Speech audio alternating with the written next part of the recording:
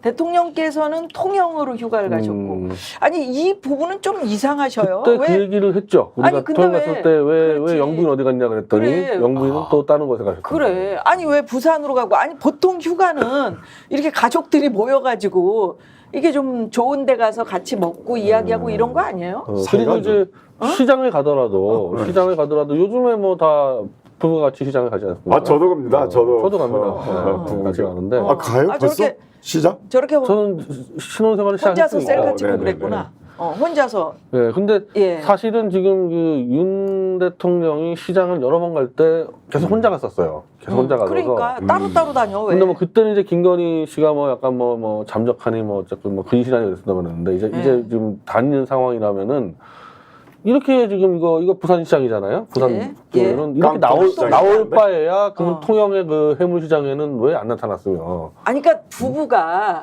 보통은 다른 대통령 부부들이 휴가를 갔을 때 우리가 국민들이 접하는 사진은 저런 사진이 아니에요. 따로 다니는 사진이 절대 없었었지.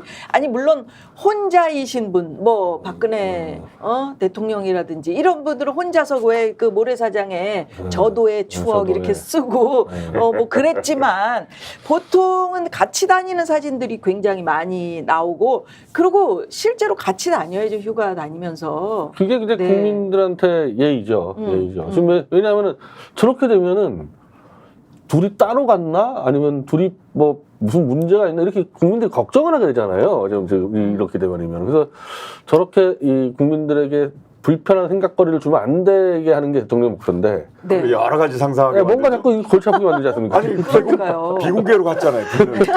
윤석열 대통령은 공개적으로 갔고 비공개의 공개 비공개인데 왜 또 공개야? 서프라이즈.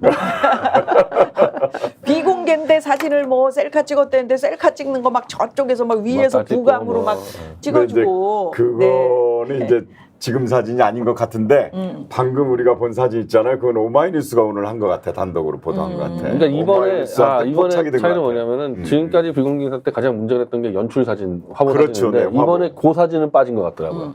근데 왜 전통시장만 갑니까? 과거의 대통령들은 가기 전에 꼭 무슨 책을 갖고 갔는지 뭐 이런. 그럼요. 사실은 그런 그게 것도. 그 책 가지고 가는 것이 그때 뭔가 우리가 전체가 국민이 좀 생각할 바 있는 그런 책들이거든요. 대부분. 그러니까요. 사실 그동안에 네. 대통령들이 책 한 번 읽으면 또 베스트셀러 되고 그렇죠. 그럼요. 네. 대통령이 왜 그 책을 읽었냐, 네. 그 의미가 뭐냐. 이유가 있거든요, 다. 네, 이게 되게 네. 중요한 거 아니겠습니까? 근데 네.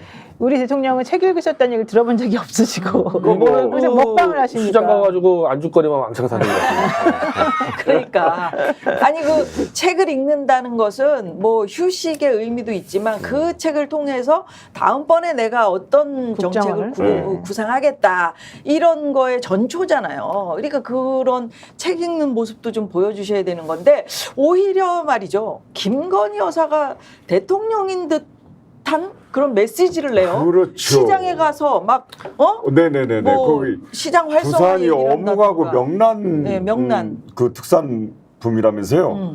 그걸 무슨 캐릭터 상품으로 만들어서 팔면은 내수가 활성화될 것이다. 그래서 내수 시장 활성화를 위해서 그걸 하자 이런 정책 대안을 만들더라고요. 네. 정책안. 그러면 여기서 우리 저 휴가 네. 간 김건희 여사를 비롯해서 역대 대통령 부부께서는 어떻게 다니셨는지 일단 한번 뭐 문자랜다 한번 보시고 이야기를 좀 나누죠. 네네. 네. 네.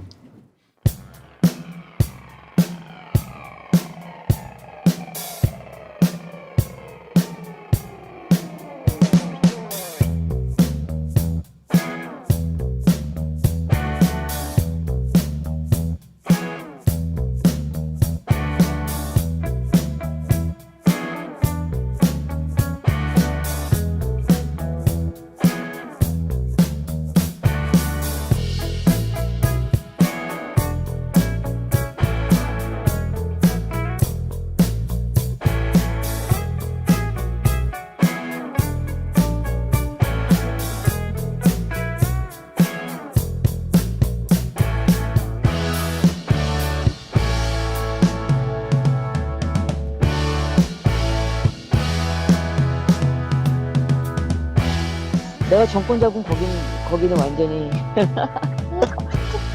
완전히 무사하지 못할 거야.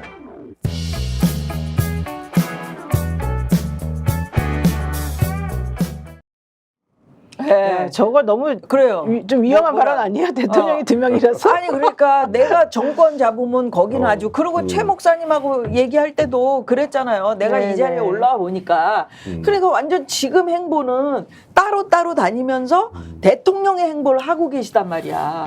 그러니까 대통령의 이게, 행보라는 게 바로 정책을 얘기하는 건데요. 그러니까요.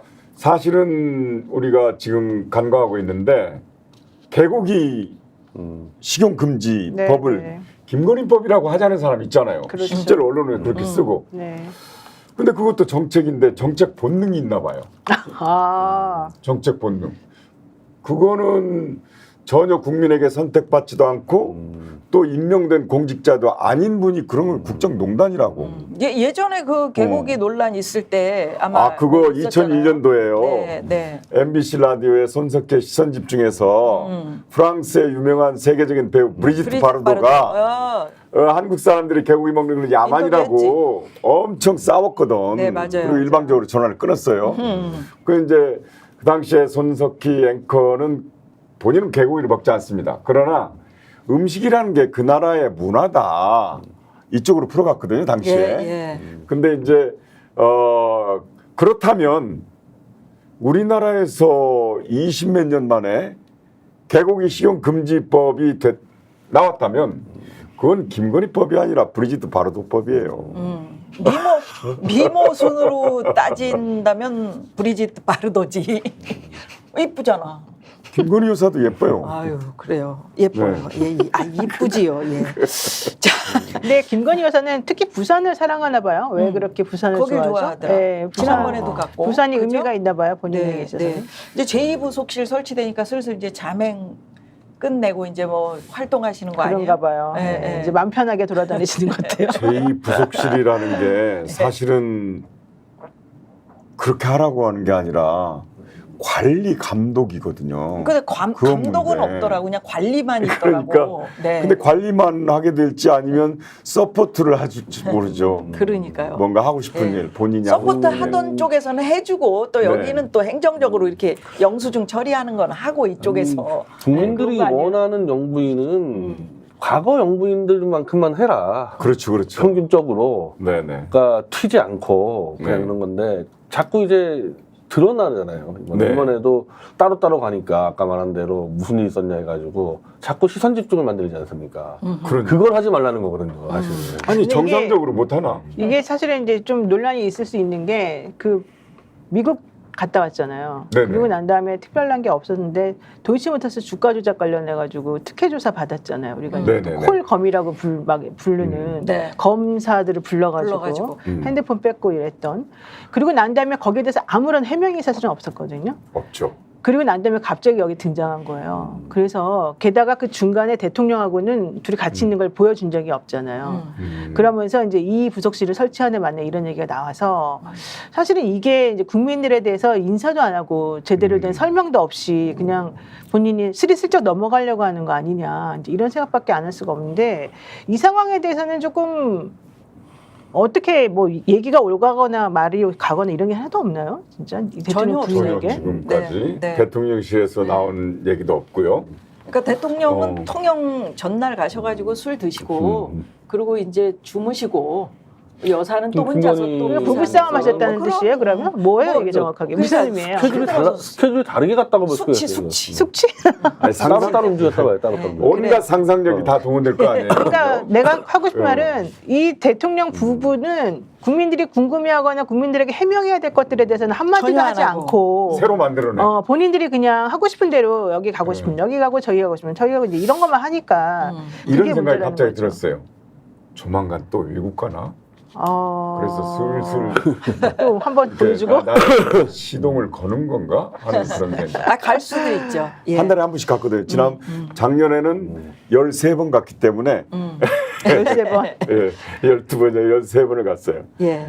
자, 첫 이야기로 민주당 얘기를 좀 해보고 싶습니다. 민주당이 통신조에는 정치 사찰 네, 이렇게 네. 얘기를 하면서 강백신 청문회에서 다룰 것. 강백신이라는 인물. 이 검찰의 무차별적 통신 기록 조회를 자행한 곳이 이제 검찰 반부패 수사 일부인데 민주당이 탄핵 소추한 4명의 검사 중 1명인 강백신 검사. 네. 이 사람이 어떤 사람인가 이 얘기를 좀 듣고 싶어요. 또 사람. 우리 안 좋은 사람이겠죠. 안 좋은 사람이겠죠. 뭐 그건 아니에요. 어떤 사람이야? 예, 사건 그때 담당했었었고. 차장검사라고 하는데. 어떤 사람이 올해 무슨 5월 얘기를 했길래 지금 이 청문회에서 다루겠다. 그러니까 올해 5월까지 중앙지검 반부패 수사 일부 부장으로 있었었고요. 네. 그래서 이제 이 전방위적인 통신 사찰을 관련해서 이 사람이 지금 다 한 것으로 지금 보이고 있습니다. 거기가 자기 그 주요하게 사찰 그 지시한 곳이잖아요. 반부패부가 사실 예전으로 따지면은 중수부에 가까운 거예요. 그러니까 네, 그렇죠. 검찰총장이 마음대로 수사해가지고 정치 보복하는 곳인데 1부가 강백신이고 2부가 김영철입니다. 근데 이 강백신, 김영철 둘 다 특검 때 제4팀인데 그게 윤석열, 한동훈과 같이 있었던. 그러니까 윤석열, 한동훈과의 거의 따지면은 전우죠, 전우. 윤석열 사단이네. 네, 그 전우가 핵심 멤버들이니까 한동훈이 법무장관 할 때 강백신하고 이 김영철을 특수부가 중수부의 중부랑 똑같은 겁니다. 반부패 1, 2부에 놓기 때문에. 그래서 네네. 1부가 이제 이재명 대표를 털었고 2부가 소영길 대표, 야당의 전현직을 다 털어버린 거죠. 여기 이제 엄희준, 김영철, 강백신 이 사람들이 반부패 1, 2, 3부장으로 네, 네. 있어가지고 전부 다 윤 대통령의 사단이다 이렇게 지금 불리우고 있고요. 문제는 이제 이 강백신 검사는 본인에 대해서 탄핵이 그때 발의가 돼가지고 국회에서 했잖아요. 네. 그런 다음에 지금 직무가 사실 정지가 됐거든요. 그런데 여기에 대해서 7월 달인가요? 그 검사들 이프로스에다가 올렸어요. 지금 도대체가 수사지휘권도 박탈시켜 놓고 니네 맘대로 하면서 왜 나를 탄핵시키느냐 이러면서 권력 남용. 네, 민주당에 대해서 엄청나게 화를 많이 내요. 법사위원장 정청래 위원장 실명을 걸면서 네. 정청래 위원장은 당장 취하하라고 이건 뭐 그렇지. 적반하장을 넘어서는 그냥 아니 지난번에 아는 그 전격적인 검찰 인사 막 이럴 때도 이프로스가 조용했거든요. 네, 맞아요. 근데 이 강백신 검사가 이프로스의 허위 사실을 기초로 해서 자기 편 수사를 한 검사들을 탄핵한다. 이렇게 그렇죠. 그러니까 이재명 그렇게 대표 얘기하더라고요. 수사한 사람들을 네, 다 그러니까. 탄핵한다 이런 얘기인데 이분이 사실은 정경심 전 동양대 교수 네네네. 그 유죄 확정 판결 이끌어낸 사람이죠. 강백신 부장검사가. 네. 그래서 아니 되게 근데 어떻게 이렇게 3천 명이 넘는 통신 조회를 하고 이 검찰이 그게 이제 거기다가 뭐 정치인, 보좌진, 뭐 주변 사람들, 뭐 굉장히 많은 사람 무차별적으로 그냥 그 통신. 그러니까 사실 저도 그 당했거든요. 아 그래요? 그래요? 네, 제가 그 202487 그 번호로 1월 4일 날 제 정보가 이제 그쪽으로 넘어갔어요. 그래요. 네, 그러니까 이게 202487이 있고 2024 116이 있고 2024 117이 있어요. 그러니까 사건이 3가지로 이제 번호가 매겨지더라고요.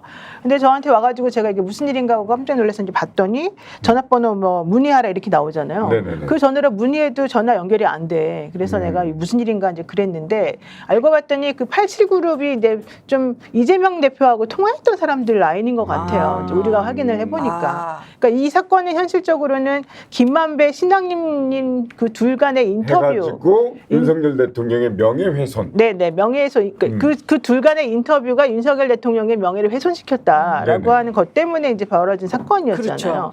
그래서 원칙적으로 따지게 되면 김만배 신앙님 이 2명을 중심으로 해서 이들과 전화 통화를 했다던가 이제 이런 사람들을 찾아보겠다는 건데 대통령에 대한 명예훼손 사건인데 3,000명을 그러니까 조회한다는 이제 건 말이 안 그 되는 거예요. 3천 명이라고 언론에서 보도했는데 그 확인된 건 아니지만 어쨌든 어마어마하게 많은데 그게 이제 정확한 게 통신 이용자 정보 제공. 네네. 사실은 이제 통지 받은 건데 우리가 일반적으로 갑자기 그런 문자가 딱 메시지가 뜨잖아요.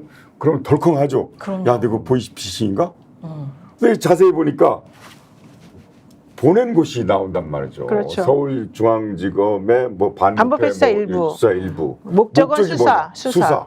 또는 어떤 기자한테는 이제 성남지청에 출입하던 기자한테 온 메시지예요. 이건 거기는 증인 출석 건에 관하여 이렇게 또 나온 거예요. 아니 그러니까 한겨레신문 기자한테는 이게 만약 이게 음. 밝혀진 게 이제 3,000명이지만 그렇죠.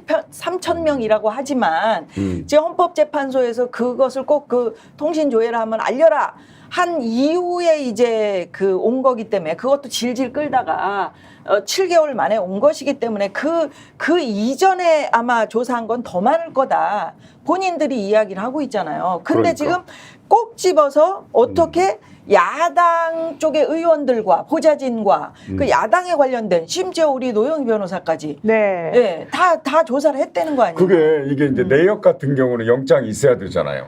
그렇죠. 그러니까 이제 누구랑 무슨 통화를 어떻게 주고받았나 이런 걸 보는 게 아니라 이 사람들 주장은 가입자 명단, 그러니까 전화번호가 뜨길래 네네. 이 전화번호는 도대체 누구의 전화번호냐, 이 사람 개인정보 뭐 주소나 뭐 그러니까 사는 거 뭐 이런 거 확인하는 정도였다. 이런 주장을 펼쳐요. 그래서 그런 것들에 대해서는 예전에 헌재에서 그런 걸 그냥 전기통신사업법에 그거는 정보를 제공하게 되어 있어서 그 정도 제공해 주는 것만 가지고는 영장까지 필요하지 않다. 이제 이렇게 판결을 내렸고 대신에 그걸 조회해놓고 내가 네 통신 자료를 조회했다는 거를 알려주지 않으면 안 되니 그건 헌법 불합치다. 이래가지고 그걸 한 달 안에 알려주도록 되어 근데 있죠. 7개월. 네, 네. 근데 한 달 안에 알려주지 않아도 되는 예외 사유가 있는데 뭐 증거인멸의 우려라든가 뭐 중대한 뭐 문제라든가 이런 거 있을 때는 아니어도 된다. 근데 그렇다 하더라도 3개월씩 두 번에 걸쳐서 유의할 수 있다. 여기까지예요. 그러니까 최대한 6개월까지 유의할 수 있다는 것이 됐기 때문에 이제 이번에 그 한 달, 그러니까 네. 1월 4일날이나 1월 5일날 한번 조회를 받고 그다음에 그로부터 한 달 지난 다음부터 6개월 또 갔으니까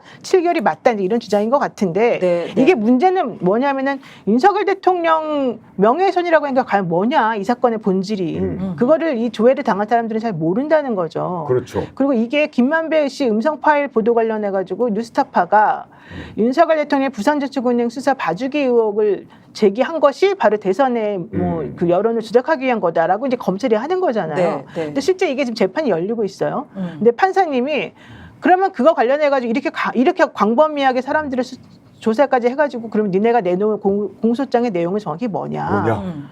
물어봤는데 공소장의 내용이 너무 허접하고 너무 제대로 된 본질이 엉뚱한 없어서 엉뚱한 거였어서 판사님이 공소장 다시 써라 지금 네, 그러고 그렇습니다. 있다는 그게 거예요. 기사에 나왔잖아요. 그러니까요. 네, 네. 그런데 이렇게 이제 그 일방적으로 이렇게 보내잖아요. 그러면은 제가 만일 기자라면 기자는 어떤 생각을 갖게 되냐, 어떤 문제가 있냐면 취재원이 노출이 됩니다. 그렇죠. 큰일 나죠. 기자한테는 취재원은 절대 보호해야 되는 그럼요, 대상인데 그럼요. 취재원이 노출돼요. 그다음에 아니 보이스피싱 메시지만 봐도 덜컹하는데 위축이 돼요. 위축이 되면 권력 감시를 못합니다 기자들이. 그래서 지금 노영희 변호사가 얘기하셨잖아요. 대법원에서 그 디지털 캐비닛 관련 수사 무관한 정보를 보관하는 것은 위법하다 이런 판결한 적이 있다. 그렇기 때문에 지금 이거 통신 사찰이 이거 불법이다라고 네. 주장을 하고 있는 거죠 민주당에서. 네. 네, 뭐 그러니까 민주당에서는 이렇게 헌법재판소에서 이미 한번 합헌 결정이 나왔기 때문에 그걸 가지고서 뭐라고 할 수는 없지만 이렇게 광범위하게 불특정 다수와 일반인 모두에게까지 이런 걸 확인해야 하는 거는 옳지 않다. 그러니까 이번에 이걸 좀 고쳐야 된다. 이제 이런 얘기 지금 하고 근데 있고요. 그게 불법이라는 말은 누가 했냐면은요. 대통령이 2021년도에 윤석열 대통령이 했어요. 윤석열 대통령이 대선 출마하면서 공수처가 아마 그렇게 했나 봐요. 이런 그러니까 통신 이용자 정보 제공 네네. 그걸 했다고 통보를 받으니까 윤석열 당시에 대선 후보겠죠 이제 공수처가 정치 사찰한다 이대로는 안 됩니다. 언론 사찰, 정치 사찰, 공포 사회다 이거는 대한민국 민주주의 시계를 20세기로 다시 되돌리는가 이렇게 맹비난했어요. 예. 본인이 예. 네, 그리고 왜 그때는 비난 대상이고 지금은 자기들이 공수처가 한 건 그렇고 검찰인 건 괜찮나?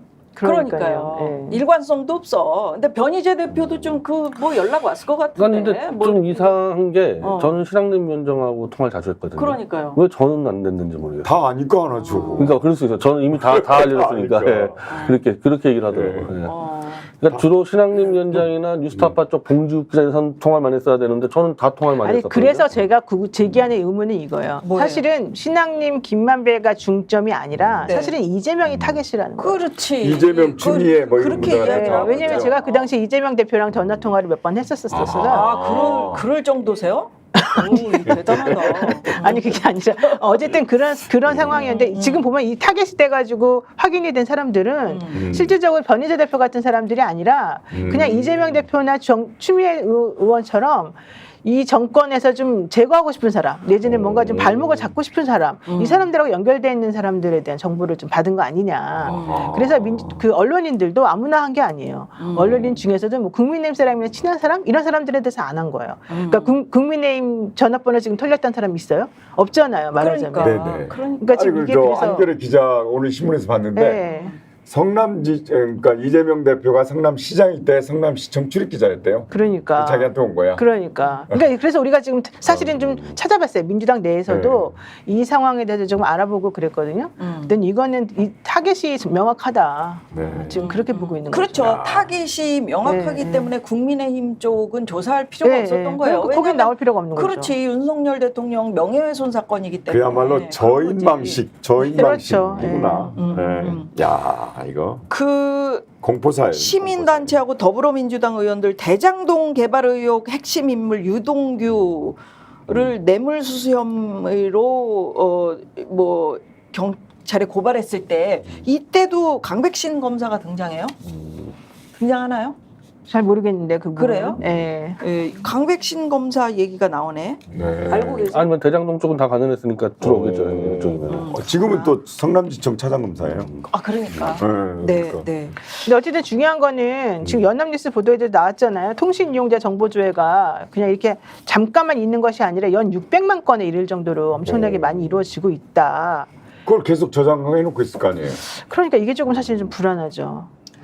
요거는 지금 제가 볼 때는 이거는 이렇게 많이 하고 있다라고 기사를 쓱 흘리는 거는 물타기용 아닐까요? 그럴 수도 있을 것 같아요. 예, 이게 네. 지금 그 헌법재판소에서 그렇게 알려라 하고 그 뒤에 밝혀진 것이기 때문에 거의 뭐 처음 아닐까요? 근데 그 전에 거는 이렇게 많을 수 있지 사실은. 우리가 모르는 사이에 여기 다 조사한 거는. 근데 이게 지금 이 시기에 이렇게 나오고 있는 거는 약간 의심의 눈초리가 갈 수밖에 없는. 네, 그런 상황이기도 하네요. 물타기일 수도 있고 네. 설사 물타기가 아니라 해도 공포사예요. 저건 빅브라더가 다 감시하고 있는 거예요. 그렇죠. 그러니까. 네. 그런데 검찰이 또 김건희 여사가 제출한 명품백의 고유 번호 검증을 안 했다 이런 보도가 있어요. 아니 원래 뭐 그 사용감이라든지 뭐 고유 번호 이런 거 다 조사를 하겠다라고 해서 우리가 가져왔다라고 이야기를 한 거 아니에요? 기사에 의하면. 중고 그런데- 가져와야지 중고. 응? 중고 가져와야지. 뭐 준거야. 최재형 목사가 준 걸 아니 글쎄. 해야지. 근데 이게 검찰이 형평에 압수하려면. 안 맞는다는 거죠. 왜냐하면 네. 지금 이렇게 그 윤석열 대통령의 명예훼손에 관해서는 무차별적으로 이렇게 다 통신조회하고 김건희 여사 쪽에는 지금 보니까 최 목사님을 안 불렀다는 거 아니에요. 준 당사자를 불러서 그게 그렇죠. 번호가 일치하느냐 이걸 따져봐야 되는데 일치 안 부르고 말도 없다. 그러니까 여기에 검증도 안 했다 이런 보도에 대해서는 어떻게 생각하세요? 그러니까 원칙적으로 이미 정해진 결론인데 뭐 그 아니죠. 사람들이 정해놨을 예. 거 아니에요. 답 적는데. 예. 노 그냥- 변호사님. 그러니까 원칙적으로 이제 명품백은 보통 그 안에 음각으로 새겨져 있는 그 고유 고유 번호가 번호가 있겠죠? 있잖아요. 고유 네. 식별 번호가. 근데 이 제품 지난번에 그 의원님이 한창민 의원인가요? 그분이 그 정무위에서 밝혀낸 저 번호. 네네네. 저 번호는 그 똑같다는 고유 번호. 거죠? 그러니까 저건 그냥 고유 제품 번호가 아니고 제품의 번호라는 거예요. 예. 그 상품의 번호. 근데 최재형 목사만 모델- 아는 그곳이 모델 있다면서요. 번호예요. 네, 모델 번호고 모델. 최재형 목사는 자기가 알아보기 위해서 거기다 표시를 해놨다는 얘기예요. 그러면 아니, 그 안쪽 주머니 안쪽에다가. 쪽에 음각으로 새겨진 고유 번호가 있고 또 봉투에도 표시를 해놨고 다 떼는 거죠. 그래서 자기가 주장하는 거는 실제 검찰이 확보했다고 하는 그 가방이 실제 그 내가 준 건지 확인을 해야 되는 거 아니냐 첫 번째. 만약에 그게 확인이 안 된다 그러면 이건 의심스럽다. 뭐가 의심스럽느냐? 자기네가 사용해놓고 문제가 되니까 다른 거 갖다 끼워놓은 거 아니냐. 이렇게 되면 완전히 그때 사용도 안 했고 돌려주려고 했다. 이 말이 다 거짓말이 되는 그러니까 거니까. 모든 걸 불투명하게 그걸 확인해달라. 비밀리에 이렇게 하니까 온갖 상상력을 다 동원하게 되잖아요. 그리고 왜 공개를 안 해 그런 거를? 우리가 지난번에 이야기 네. 나눌 때 좀 네. 이상하다. 네. 아니 검찰이 왜 그렇게 했을까라고 얘기 나눈 부분이 있어요. 네, 근데 네. 공매에 관련된 거. 네, 네. 기사가 나와서 제가 한번 보는데 자 한편 대통령실은 네. 기사에 이거를 지금 여러분 명품백을 요거를 팔아서 현금화를 해가지고 이제 검찰이 공매 절차를 거쳐서 현금화를 해서 국고에 귀속하는 방안이 유력하게 검토되고 있다라는 게 기사거든요. 네. 근데 이제 이게 어떻게 된 건지 저희가 궁금하다. 변호사님도 아니 그거를 그렇게 마음대로 처분할 수 있나?라고 우리가 얘기를 했었잖아요. 근데 이렇게 얘기를 하고 있어요. 대통령실은 자, 김 여사의 명품백에 대통령 기록물의 해당 여부를 검토하고 있고 아마 그때 그랬었나 봐요. 근데 검찰은 이 판단에 근거해서 명품백 처분 방식을 결정한 걸로 보이고 김 여사 명품백이 대통령 기록물에 해당하지 않는다는 판단 하에 그러니까 기록물에 해당하지 않는다라고 나왔잖아요. 그래서 김 여사가 명품백 소유권을 포기를 하면 이 검찰이 공매 절차를 거쳐서 현금화를 한 후 국고에 귀속하는 방안이 유력하게 검토되고 있다 이거예요. 그러니까 김 여사가 소유권을 포기하면 된다. 아니 그게 이게 아니라 말이 되는 이거 거예요? 말이 안 되는 제가. 거죠. 원래는 돌려줘야 되죠. 이게 돌려줘야지. 범죄에 사용된 물건이 아니면 몰수할 수가 없는 거잖아요. 그리고 국가가 지금 그냥 본인이 가지고 있을 이유가 없는 거잖아요. 권리가 없잖아요, 국가가. 가지고 있으면 신고를 했어야 돼요. 아니 그 얘기가 아니라 네. 그건 김건희 여사의 쪽 얘기고 지금 네. 제 얘기는 검찰이 네, 네. 이걸 가지고 있을 만한 권한이 뭐가 있냐는 거예요. 없죠. 권한이 없잖아요. 네. 그러니까 이게 만약에 범죄라 그러면 그냥 몰수를 하면 돼요. 또 내지는 피해자의 물건이라 그러면 환부했다가 돌려주면 돼요. 이렇게 압수했다가 돌려주면 되거든요. 근데 지금 그런 걸 하지 않고 김건희 여사가 만약에 대통령 기록물에 해당이 안 된다 그러면 그 원래 소유자한테 돌려주면 되는데 왜 이거를 자기네가 소유권을 포기하면 공매를 하고 뭐 어쩌고 이런 얘기가 왜 나오냐는 거예요. 제 말은. 아니 아니다. 그러니까요. 그러니까 돌려주려고 했는데 깜빡 잊어가지고 안 돌려줬다는 거 아니에요? 그거는 그럼 김건희 씨 돌려줘야지. 얘기고 그러면 보세요. 자 소유권 주장을 이제 누구의 소유인지를 확인해야죠. 아니, 김건희의 최 목사가 소유인지 돌려달라는 최 목사의 거 아니야. 것인지 이명수 이명수 기자의 기자 것인지 건지 이명수 기자 는 자기 돌려달랬잖아. 거라는 거잖아요. 지금 난 대통령 기록물로 준 것도 아니었다 이런 얘기 하잖아요. 그러면 검찰이 이 물건이 범죄에 사용된 게 아니라고 한다면 이명수 기자가 소유권을 주장하면 공탁해야죠. 돌려줘야죠. 아니 공탁해야지. 공탁. 아. 왜냐면 누구가 소유자인지 모르니까 자기네는. 모르니까. 그럴 때는 그냥 돌려주는 수밖에 없고 아니면은 물건을 본인에게 준 사람에게 주는 거예요. 원래는. 검찰에게 물건을 준 사람에게 돌려주는 게 맞잖아요. 누구 건지 모르니까 검찰은 기본적으로 그 사람에게 줘야 되잖아요. 근데 왜 이거를 갑자기 김건희 여사가 소유권을 포기하네 마네 얘기가 왜 나오고? 아니 검찰에 냈잖아 김건희. 아니 그러니까 그러면 김건희한테 줘야지.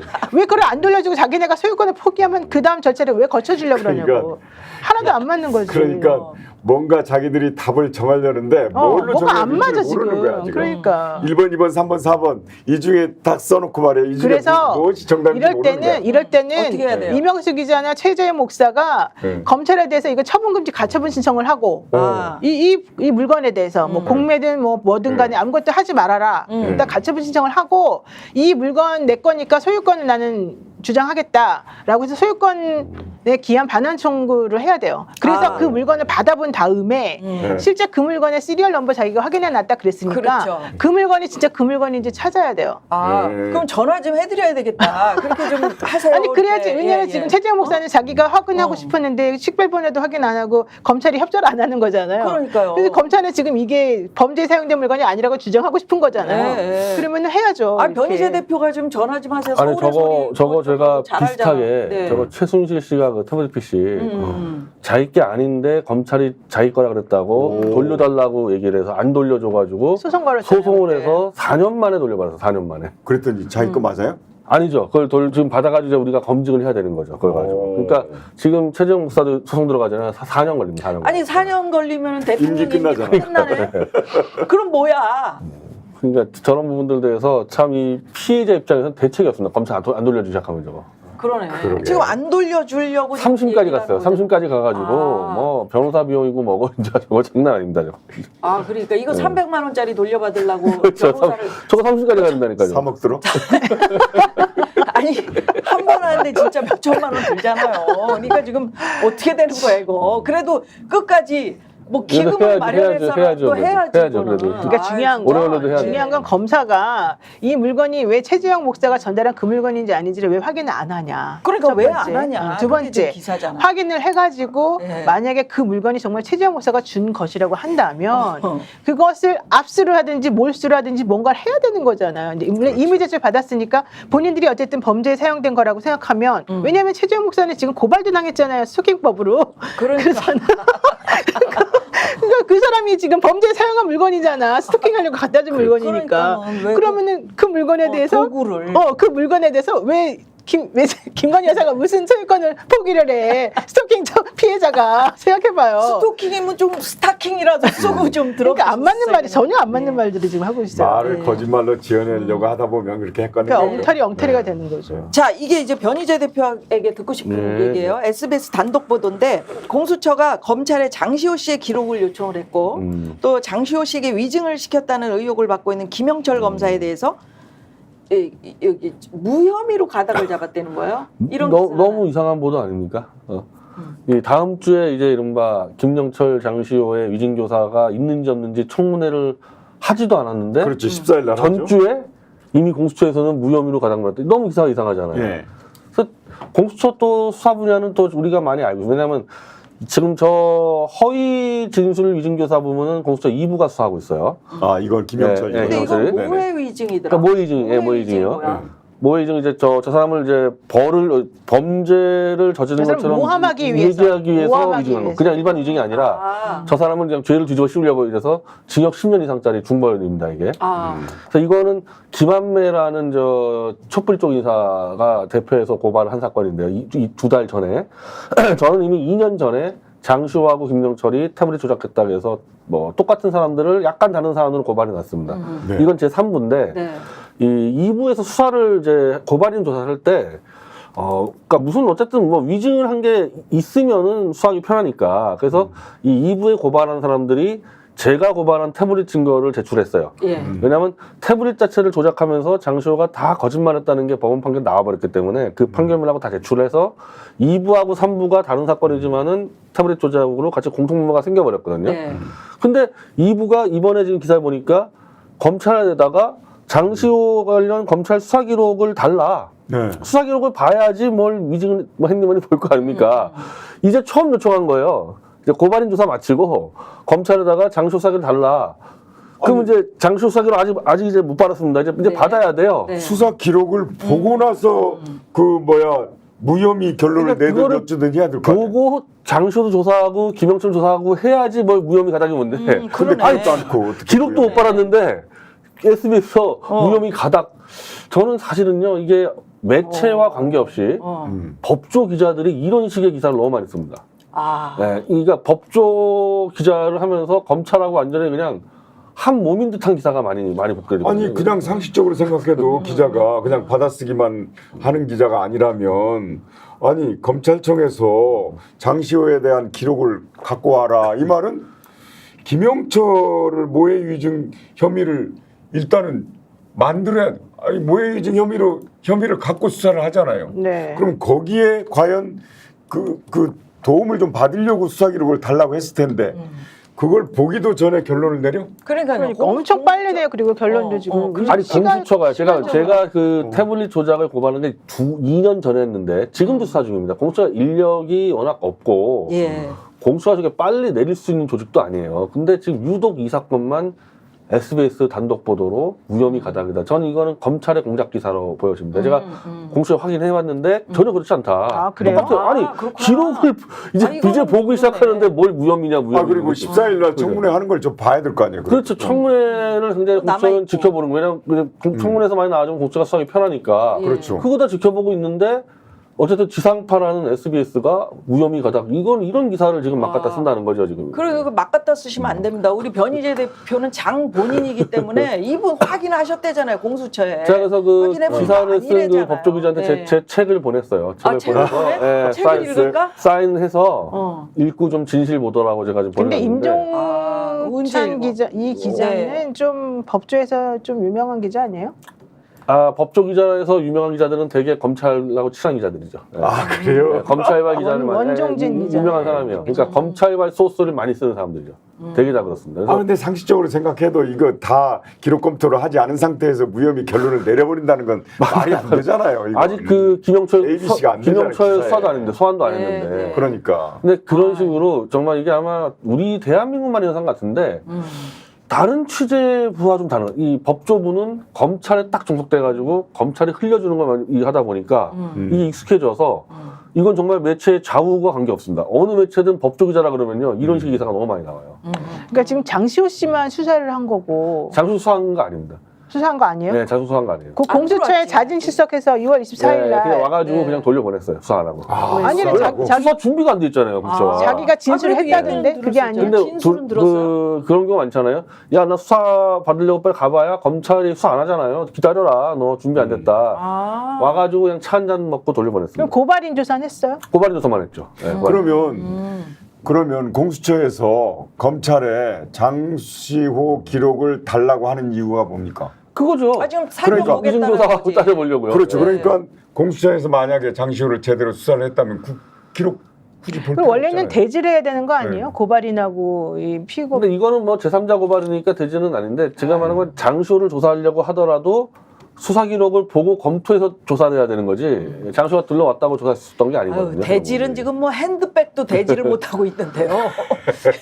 핸드백하고도 만나질 못하고 있습니다, 여러분. 근데 저는 지금 네. 솔직히 검사 핵심부에서 이 각 언론을 움직여서 이 검사 탄핵을 그냥 무력화시키려고 지금 조선일보는 거의 난립니다. 뭐 사설하고 그냥 칼럼으로 그냥 도배를 하고 있어요. 예, 그 지금 뭐 채팅창에도 와글와글이고 저희도 이 건에 대해서는 좀 광고 나가는 동안 우리 좀 비토를 좀 해봐야 되겠는데. 수사 기록에 예. 대해서요. 아까 제가 네. 설명드리면요. 51번 7개월 동안 51번을 검찰에 불려갔습니다. 장시호가? 네. 네. 그럼 이론적으로는 51번의 조서가 있어야 돼요. 근데 그렇죠. 조서가 18개밖에 없습니다. 그럼 그 나머지는 32번은 조서 없이 놀고 먹었어. 누르고 먹었다는 거죠.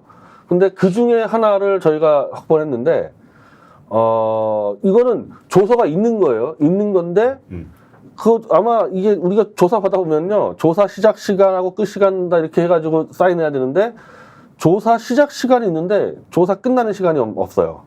끝나는 시간이 없고, 지금 뭐 검사와의 면담 중 뭐 이래가지고 휴식 중 이래가지고 조사를 막 14시간 했는데 실제로 조서는 딱 시작 시간 하나만 있고 없는 것들. 그러니까 부실 조서죠. 그러면 그때 장시호를 부른 검사가 김영철 검사예요? 그건 박주성 검사인데 이번에도 청문회에 나오게 된 박주성 네, 검사인데 김영철, 박주성이 주로 이 번갈아 가면서 이제 수사를 했었거든요.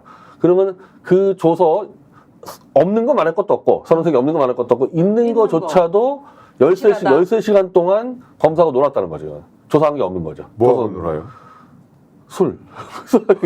아니 이럴 수 있잖아. 그거 뭐야? 탕수육하고 그 말한 대로 탕수육하고 술. 아니 무언의 대화 있잖아. 눈으로 13시간을 깜빡이면서 13시간을 보내 아니 변호사님 있을 수 있는 얘기입니까 이거? 검사님 이게- 만나서 저런 거는 보통 이게- 작전이 들어갔다고 보는 수밖에 없는 김영철 거죠. 검사를 모해 위증으로 고발할 정도라면 확실한 증거가 있었을 거 아니에요. 그거 고발자는 이제 그 김한배 대표인데 네. 그래서 제가 제 걸 준 건데 그 모해 위증을 시킨 정황은 녹취에 나와요. 그러니까 이 삼성에게 무슨 불리한 얘기를 시켰다, 그래 했다 이런 건 나오는데 그게 정확하게 진짜 장시호가 재판 나가서 위증을 했는지는 사실 다 파악해야 될 거 아니겠어요? 근데 그렇죠. 그러면은 이지용 부의장이 그걸 해줘야 되는데 이지용 부의장 하겠습니까? 지금 겁나서 그냥 숨어 있잖아요. 그러니까 못 밝히는 거야 이거는. 그래서 제가 태블릿 PC는 아까 얘기한 대로 최순실이 반환 소송하는 과정에서 이게 하다 보니까 장시호가 태블릿 PC에서 떠든 말들은 모조리 거짓말이라는 판결문이 나와버렸어요. 이 반환 소송이 그래 버렸거든요. 그러면 그게 이 장시호의 모든 태블릿 관련 진술이 위증이니까 그 위증이 확정된 거 아닙니까? 그렇죠. 그럼 뒤에서 위증교사 누가 시켰냐 이거죠. 그게 따지면 돼서 그 증거를 다 제출한 거죠. 그러면 장시호 씨 입장에서는 본인은 위증을 했는데 스스로 했다. 그렇게 하면 자기 혼자만이 뒤집어 독박으로 쓰는 거죠. 끝나는 예, 건데 예, 그거를 그렇죠. 받아들일 수 있을까? 그래서 과연? 그걸 그 하지 사람이? 말라고 계속 매일 문자를 놓고 있대잖아 지금 장시호한테. 카톡을 카톡으로. 저희가 하루에 5개 넣는데 계속 받아보고 있습니다. 예. 아, 보기로는? 받아보고 저희가 있습니다. 뭐라고 해서 우리 보내요? 직원께서 예. 이게 본인이 해야지 말이야. 저도 할 때 있는데 주로 직원이 계속 뭐라고 해요 주로 문자 내용? 아니 그냥 자백하라고. 자백하면 가명 찾자고 자백해서 방방 찾자. 왜냐면 혼자 덮어쓸 수가 있잖아요. 그리고 검찰도요 여차하면 덮어 씌우려고 그럴 수도 있어요. 아니 근데 사랑의 힘으로 독박 쓸 수도 있잖아. 사랑의 힘. 근데 그 사랑의 힘이 네. 장시호가 녹취 표현대로 자기는 스톡홀름 증후군이라고 그랬어요. 그 사랑의 힘이 아까 얘기한 대로 거대 권력. 권력이 자기를 괴롭히고 짓밟을 때 자기는 사랑을 느낀다는 거예요. 정신적 지배를 떼소지배를. 그래서 노예가 된다 이거죠. 민주당 법사위에서 괴롭혀야 돼. 계속 이걸 주장하고 있어. 그 힘으로 눌러야 된다. 아 나와야 누르지 나와야. 지금 전 대표가 주장하는 게 그거예요? 힘으로 누르라는 거예요. 힘으로 눌러갖고 스톡홀름 증후군을 느끼게 해달라 이거예요 지금? 예. 강자한테 끊는지 자기는 강자한테. 자, 우리는 이렇게 웃고 있지만 여러분 아이고 참 그냥 황당하네. 금투세가 요새 또 화제잖아요. 네네, 금투세 금투세. 폐지 네. 얘기를 지금 한동훈 대표 또 대통령실 지금 막 하고 있습니다. 근데 지금 이제 한동훈 대표나 대통령실에서 주장하는 거는 민생에 이게 직접적인 영향을 미치기 때문에 지금 이야기를 해야 된다라고 밀어붙이고 있는 거거든요. 근데 사실은 금투세를 제가 찾아보니까 내년 1월부터 이제 시행을 한다면 되는 거예요. 그리고 5천만 원 이상의 이득을 받는 사람 주식 투자해가지고. 주식 투자해서 그것도 5년 동안을 합산해서 만약에 5년 안에 손실이 많이 났다. 그러면 이제 그것도 까고 그래서 그 5년 안에 뭔가 있는 거야. 이제 얘기를 들어보겠지만 그래서 많은 민생 현안이 있고 지금 주가가 뭐 그저께도 그렇고 어저께도 그렇고 널뛰기를 했잖아요. 막 사이드카가 막 내려가서 발동이 되고 올라가서 발동이 되고 맞아요. 이런 상황에 꼭 주가가 그런다고 해서 꼭 금투세 얘기를 시급하게 해야 되느냐. 그거보다는 먼저 얘기할 게 있었다는 거죠. 그 얘기를 좀 근데 해보고 싶어요. 이거 좀 네네. 상습적으로 보이는데 지난주에 그 국무원이 이 국가 기밀 자료를 넘겨가지고 발칵 뒤집어졌죠. 블랙존 넘어가가지고. 예, 블랙요원. 이 엄청난 안보 사건에서 한동훈 대표는 간첩법을 개정을 안 해가지고 이렇다. 그래, 아니 그래가지고- 간첩법과 맞아. 관계없이 이거는 국가의 안보 기밀이 어떻게 넘어간 사건인데 그럼 간첩법을 개정해서 좀 안 넘어가는 거네. 그건 말이 안 되는 얘기했는데 지금 증시 폭락 문제가 굉장히 국내적인 여러 다른 요인이 있는데 금투세하고 금투세하고 상관없어요. 상관이 없죠. 이게 툭 하면 지금 법으로 넘어가서 이거 간첩이니까 간첩법, 금투세니까 이게 뭐만 이상하면은 법 주식이니까. 개정으로 간다고 이거 지금 너무 상습적으로 지금 이거 그게 논점을 이제 돌리는 거죠. 그야말로 그러니까. 파퓰리즘인데 금투세하고는 전혀 지금 상관이 주가가 없잖아요. 내린 하락한 우리가. 거에는 아무 상관이 없다. 예. 미국발 시행도 안 했어. 경기 침체네 그럼요. 무슨 AI네 이런 것이었잖아요. 근데 이게 기본적으로 소득이 있으면 세금 내야죠.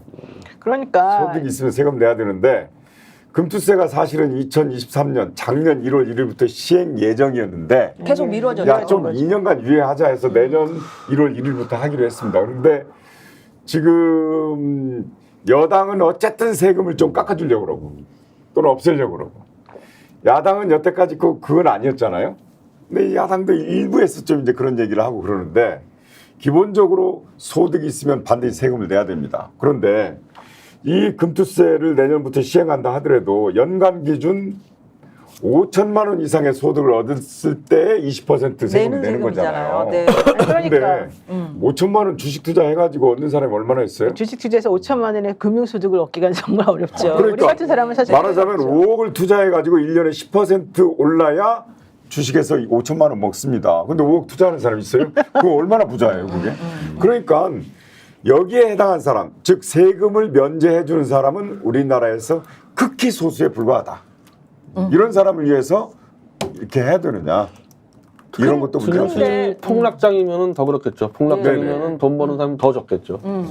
근데 그 한동훈 대표는 여기서 굉장히 이게 민생을 중요하게 생각하는 우리 당이다 이런 얘기를 하기 위해서 국민의힘은 격식이 아니라 민생을 중요하게 생각하는 실용 정당이다. 그렇기 때문에 금투세 이거 폐지에 대해서 이재명 전 대표 얘기하자 아니면 박찬대라도 얘기를 하자 이렇게 얘기를 하는 거예요. 근데 문제는 이게 실용이 아니지 지금. 문제는 물론이죠. 그런데 네. 문제는 이러한 파퓰리즘 정책이 정치적으로 효과가 있다는 사실이에요. 그러니까. 말하자면 개미들도 네. 세금 깎아주면 좋지. 사실 본인들하고 상관도 없어요. 본인들하고 개미들이. 전 상관없어도. 아니 그러니까 지금 심리적으로 그렇습니다. 진성준 의원 페북에 가서 뭐 몇천 명이 난리가 개미 났죠. 투자자들이 왜 효과가 있는 반대를 거예요. 하냐 하고 지금 막 항의를 하고 그랬대잖아요. 그러니까 이건 사실 약간 물타기용 내지는 이제 좀 다른 데로 시선을 돌리기용인 것도 있는데 이 정부는 지난번에 주식 양도소득세가 부과되는 그 대주주 네네. 그 요건에 대해서도 10억 원이었는데 50억 원으로 그때 막 대폭 상향 조정하고 막 그랬었잖아요. 50억 투자는 네. 50억이 누가 있어요? 그러니까 그 사람들에 대해서 우리가 깎아줘야 된다. 그러니까 10억 원 이상 정도 가지고 있는 사람 정도 또 양도소득세 넘기면은 세금 내는 게 맞는 건데 우리 10억짜리 부동산을 넘겼다고 해서 양도소득세 안 내는 거 아니잖아요. 그렇습니다. 근데 주식 대주주 기준이 현행 10억 원이었는데 50억 원으로 옮겨야 된다 그러면서 대주주를 좋은 일을 진짜 엄청나게 시켰잖아요. 이번에도 마찬가지인 거죠. 금융투자세 관련해서도 근데 주장은 그거죠. 손실이 났을 때 그럼 니네가 해주는 게 뭐가 있느냐.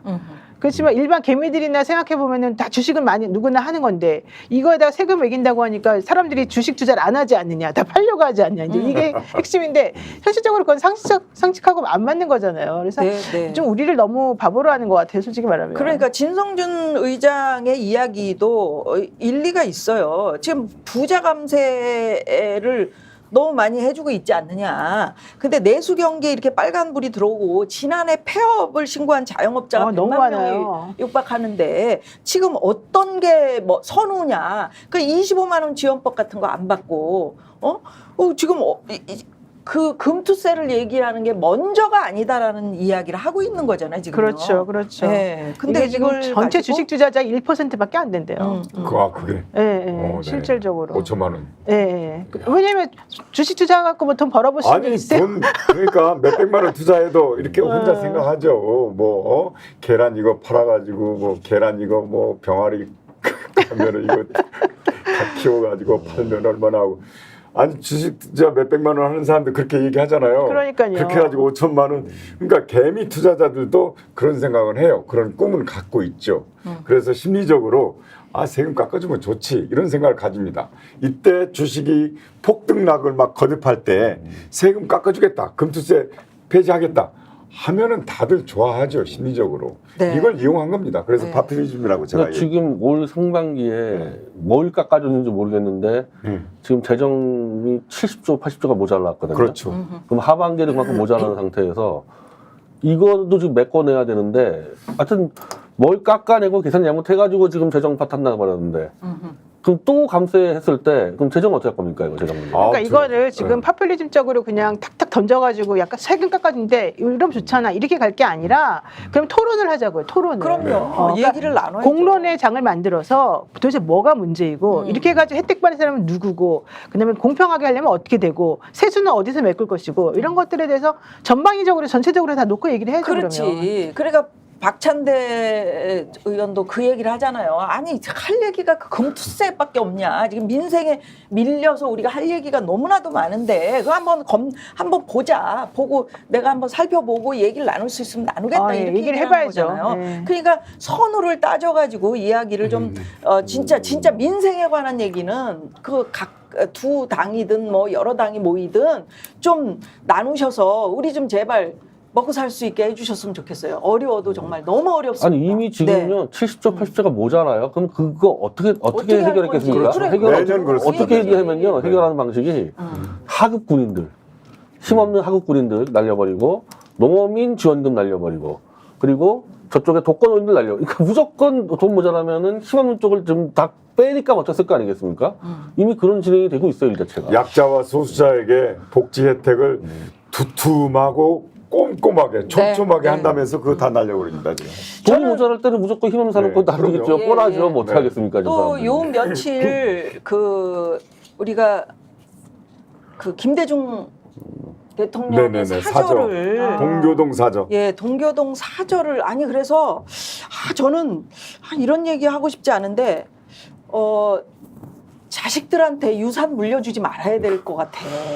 차라리 아니, 재단에다가 아니 그 유산을 물려줬을 때 제대로 정말 재단에다가 관리라고 이게 넘겼으면 정말 문제가 없었을 텐데. 얼마나 심각한 얘기인지 본인이 스스로 알 거 아니에요. 근데 어떻게 이렇게 그냥 함부로 이 귀중한 우리 정말 역사적인 어떤 자산인데 이걸 그냥 함부로 뭐 사정은 있었겠지만 어떻게 팝니까? 세금이 이거를. 17억 나왔다는 아니, 거예요. 세금이 나와서도 그래서, 그렇죠. 그래서 지금 팔아야 된다는 저는 주장인데 진짜, 이거는 네. 이제 국가 등록문화재를 원래는 사실은 좀 해두는 게 맞을 것 같긴 해요. 확실하게 아까 말씀하신 것처럼 최규하 대통령도 사실은 그 서교동 그러니까. 사저가 네. 등록문화재가 돼 있는데 이거 아니 하려면 이승만 대통령, 박정희 대통령, 최규하 대통령 다 있다니까. 근데 이제 하려면 소유자가 신청을 해야 돼. 소유자가. 그렇죠. 소유자가 그리고 신청을 지자체가 검토해서 추천해야 되고 문화재청이 조사를 하고 문화재 심위원회에서 또 심의하고 이런 게 있는 건데 왜 이런 거를 그 김원걸 씨가 안 했는지. 오늘도 뭐 이런저런 열받는 이야기, 화나는 얘기 많이 나눴지만 우리 생활을 한 뼘씩 성장하게 만드는 이야기다. 이렇게 같이 동참해 주신 여러분 고맙습니다. 함께 해주시고요. 늘. 그리고 세 분 여러분들도 감사합니다. 오늘 또 씩씩하게 끝내고 내일 뵙겠습니다. 역전의 용사들. 와, 항상 박수할지 몰라. 스픽스는 말하는 언론입니다. 대세는 유튜브, 그중에서 스픽스. 좋아요, 댓글, 구독, 알림 설정. 여러분이 저희를 사랑해 주시고 우리가 여러분을 사랑하는 4가지 방법입니다.